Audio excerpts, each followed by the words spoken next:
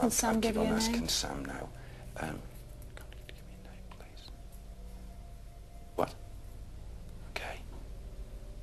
Brindle. Brindle? Is that surname? He gives me the surname Brindle. Go on. Can you give me first name? Edward. Edward. So, I've got to take that as Edward Brindle. Edward Brindle.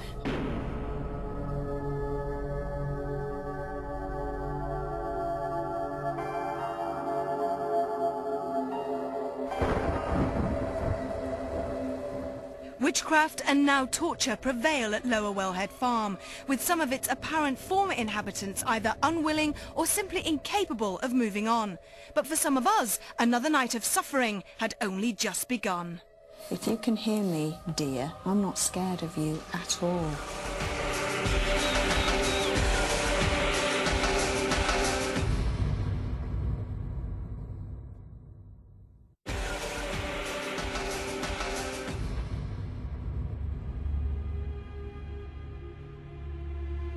Our return to Lancashire's Pendle Hill had so far only touched on the chaotic torment that we'd previously suffered on a live investigation. But would Lower Wellhead Farm's back bedroom now offer us any further clues to the man that Derek has identified as Edward Brindle? This would have to be the oldest part of this property. That's what I feel it is. Okay. And, you know, I'm drawn where John is that window. Yeah. It's not a window, is it? But it is a window. Oh, right, I see what you mean. Quickly I saw a window. Yeah. And the next minute this soul is going bum, bum, bum, bum, and knocking on the window. If someone was sleeping here, he would do this. And people would jump out of that bed, I feel sure, because, and they'd look, because they'd hear whack, whack, whack on a window, and they'd look and there's no window. Right.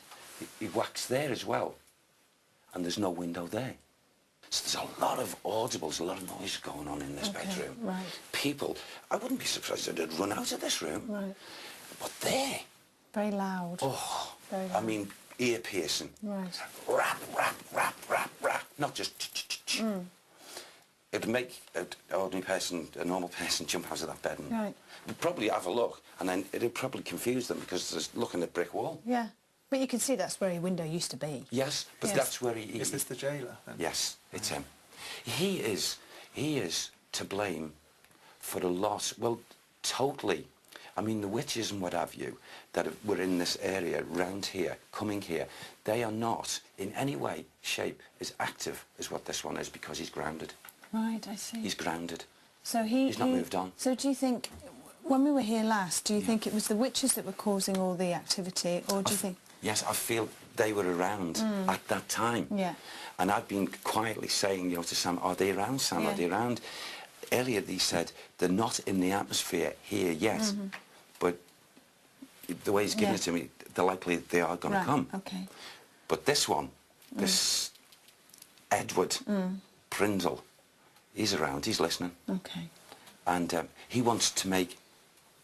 He's only happy when he sees upset, disturbance, because he stands back after all what he does just to see the reaction, and he gets some kind of, you know, he's a sickie, he's sicko, feeling of joy that people are petrified.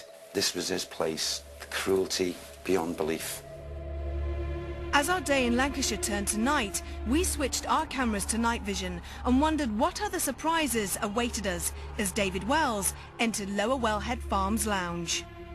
I'm very conscious in this whole house of a little girl running around.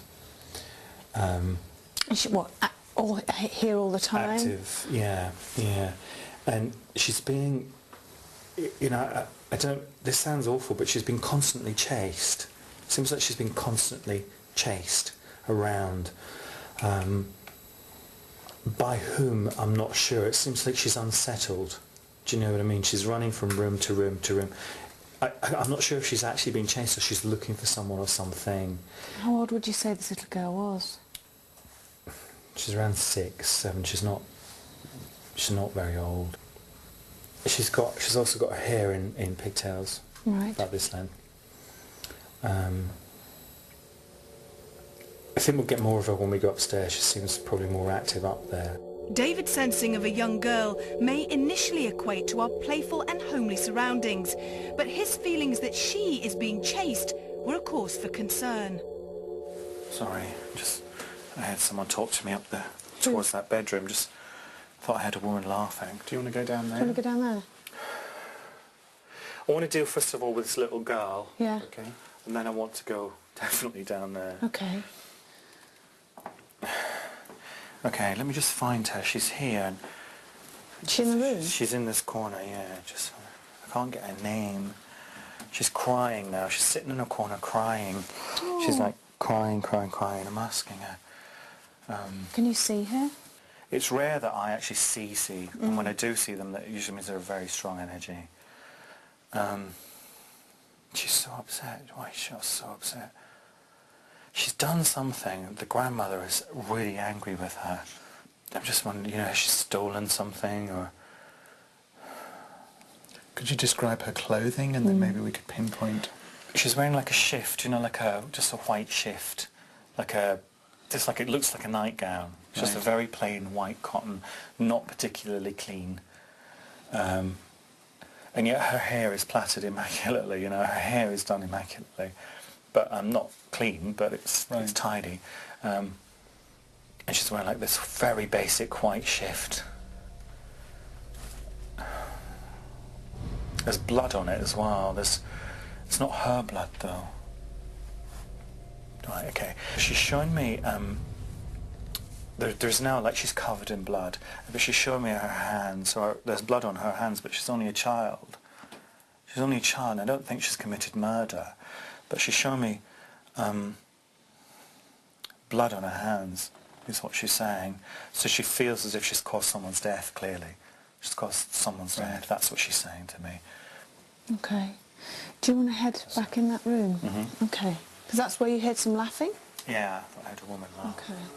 With some of the most haunted crew having already been a party to a violent witch hunt within these rooms, David's sensing of a young girl certainly wasn't expected. But having since discovered her identity, could we now trace the source of the apparent laughter nearby? Yeah. One of the reasons for me that I really wanted to come back here is that for the first time I had a crossover effect where there was a real physical happening to me in just a normal walk round. I wasn't sitting, trying to meditate on something. I wasn't using that kind of energy. I was just simply doing what we're doing now.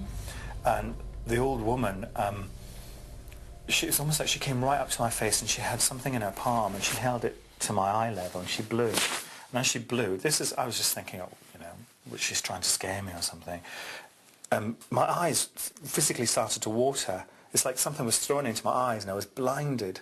I was blinded for a bit. And it really, really physically affected me, which I found really interesting in this room. So I'm interested to know what she's about. Is she here now? This is the grandmother you're talking about. Yeah. Do you think that's who you heard laughing? Yeah, it was that older. Right. And it certainly sounded like that kind of laugh. Okay. She's here. Stormy energy, very stormy energy. Okay. She's saying in life, I couldn't see you, so I'm presuming she was blind. In life, I couldn't see you, which is the eyes thing, but I can see you now. Ah. That's what she's saying. In life, Is she a good person? I wouldn't say that. I think you would cross the road if you saw her coming your way. Really? I don't think she's evil. I don't really like the use of that word. I think she's as misunderstood as some people are still in this world, and she's a product of her time. She's had to scrape and steal. I don't think she had to murder. There's no excuse for that one.